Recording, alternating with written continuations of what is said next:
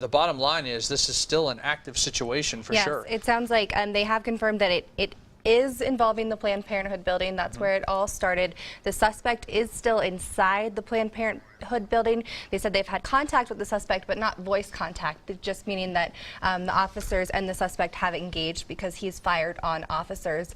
And they have been evacuating people out of the Planned Parenthood building.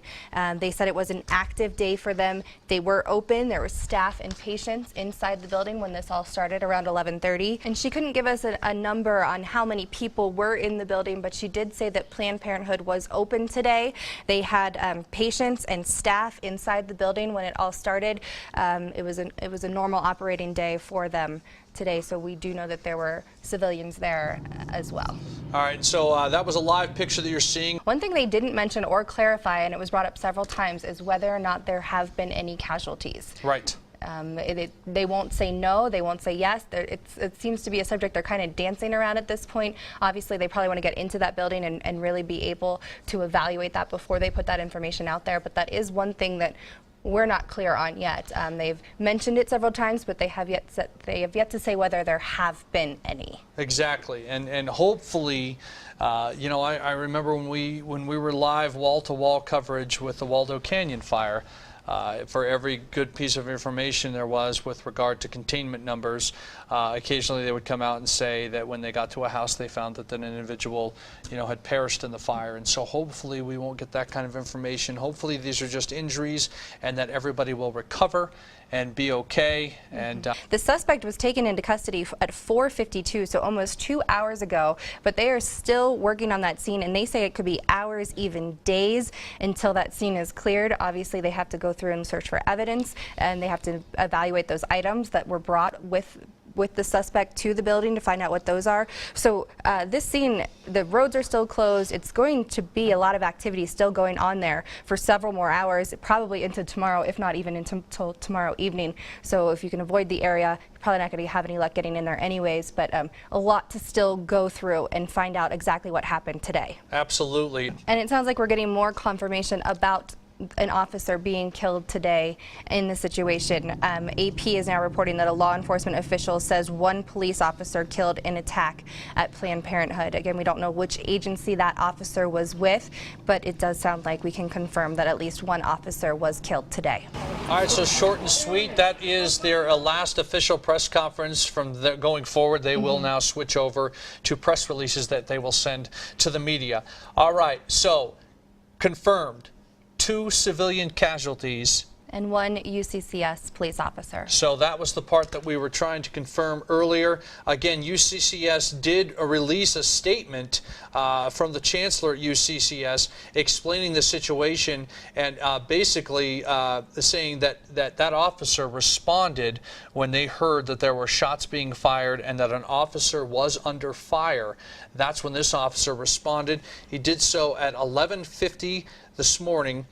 He was on duty at the campus and responded in support of an officer under fire, is how it's described. And we now have confirmed, again, that police officer was indeed shot and killed by the suspect. And as Mayor John Suthers calling him, saying we're mourning the loss of a very brave police officer, which we certainly are. And we've heard stories of law enforcement officers and first responders acting extremely brave today and putting their lives on the line. Unfortunately, 2 civilians and 1 officer were killed today, but we do know that the 9 other people who were transported to the hospital are reportedly in good condition. Police Chief Carey and Fire Chief Riley speaking with some of those officers, 4 from CSPD and 3 from CSPD and 1 from El Paso County Sheriff's Office, and they said that they were in pain but in good spirits and just happy to be alive tonight. The last officer killed in the line of duty in Colorado Springs was Ken Jordan. That was in 2006. Ken Jordan was making a stop. He made a routine pullover, pulled somebody over, and for those that have been in Colorado Springs since 2006, and he was shot and killed by that suspect. That was Ken Jordan. And I will say I spoke extensively with Ken Jordan's family and friends about 5 years after his death, and I will tell you that that pain and that loss and that sorrow never goes away. But family members and friends are always extremely proud of those officers who put their lives on the line and do what they love every day and really just protect the safety of the community. A lot of times they set up those incident command posts, and then as the situation evolves, they have to tear them down and move them to different locations so that they can respond better. But I believe the command post was initially set up at this intersection of Centennial and Fillmore, but it sounds like they know that this situation is going to be going on for several more hours, and it sounds like they're trying to set up more of a long-term location where they can continue to operate from. Correct. But obviously the delay in information from the police, as you mentioned earlier, we saw the public information officer walking through one of the shots. She's very busy and she's trying to get information, and the scene's still active, and the police themselves are still trying to figure out what's going on. So that obviously the victims and the officers, their safety is their number 1 priority. Getting the information out to us is number 2, and then we will of course get that information out to you as soon as we can. Now, if you're not going to be around a TV, or you got to hit the road here in a little bit, just keep in mind that you can check us out on the Fox 21 News app, and there you can actually stream our live coverage. If you are following on Twitter, you can follow the hashtag CentennialBL Shooting. That seems to be the hashtag that police are now using for updates. They're not tweeting a whole lot. Obviously, they've got a lot on their plate right now, but they have been sending out information. The last thing they sent out was just 12 minutes ago, saying the situation is still active and roads are still closed. So if you heard about this earlier and you're thinking, oh, it's got to be over by now, I can get home, that's not the case. It's still very active. Centennial Road is still closed. It was closed from Garden of the Gods to Fillmore, and I believe that's still the case. So stay out of that area, stay away from that area. The shooter is still active. The shooter has not been contained. I'm not sure if information is being put out there or not. We haven't released anything, but CSPD just tweeting now that they have not released the name of any possible suspects in connection to this shooting. Again, we haven't reported any names. I'm not sure if that's out. Again, tons of information out there. If you go on Twitter or Facebook, you're going to see all kinds of stuff from all different people, other media outlets, other people, potentially people who are at the scene, scanner traffic. But CSPD is saying that they have not released the name of any possible suspects in connection to today's shooting. So I can just tell you from being a member of the media and everybody in this building, we've talked about this several times. If it is not confirmed information, you will not hear it on our social media properties. You will not hear it on our website, and you certainly won't hear it from one of our reporters' mouths, or my mouth, or Abby's mouth for that matter. And then in fact, you mentioned it. Early on, there was some scanner traffic that was reported out there that said this shooter was contained. And that obviously was not the case, and thankfully that information was quickly corrected, and some people had to retract that information. But obviously, if you're in that situation and you hear that, then you're going to start assuming that you're safe and you can move around. And the shooter is still very much active, even up to this minute. CSPD just tweeting again that the situation is still active. Roads are still closed. They do not have this shooter contained, and again, that is coming directly from CSPD, so that information is accurate and confirmed. Because there's always this race that people want to be first to report facts. If you're first and it's wrong, what's the point? And I will say, as a reporter who's out in the field, you feel that pressure to get that information out there, and obviously you want to give as much information as possible, but you don't want to give the wrong information. And there is a lot of pressure now with social media and Twitter. You're not just competing with the other agencies, no. You're competing with just Twitter and people in general. But the most important thing, our job is to get you information to keep you safe, and that's what's most important, and that's why we want to make sure that we're bringing in the correct information to you. Credibility is obviously a big factor for us here at Fox 21 News, and should be for any media organization. Also, here's another great example. Abby has made contacts. All reporters have contacts that we use as sources, and Abby has received a number of facts from a source at the situation, and we haven't reported any of it. because we can't confirm it until it's confirmed. And if you ever watch Fox News Channel, Shep Smith goes on this rant as well, that he will wait to confirm something. That's our philosophy here. The first calls came in around 11:30 or 11:38. The calls came in from Planned Parenthood, but we still don't know exactly what the relationship is with Planned Parenthood, if that's just where the calls came in. You know, we're not going to speculate about the motive or anything at this point, but we do know that that's the location the calls happened at around 11:30 this morning. So obviously this has been going on for multiple hours now, and hopefully getting closer to a resolution and an end, but not there yet. Still very active.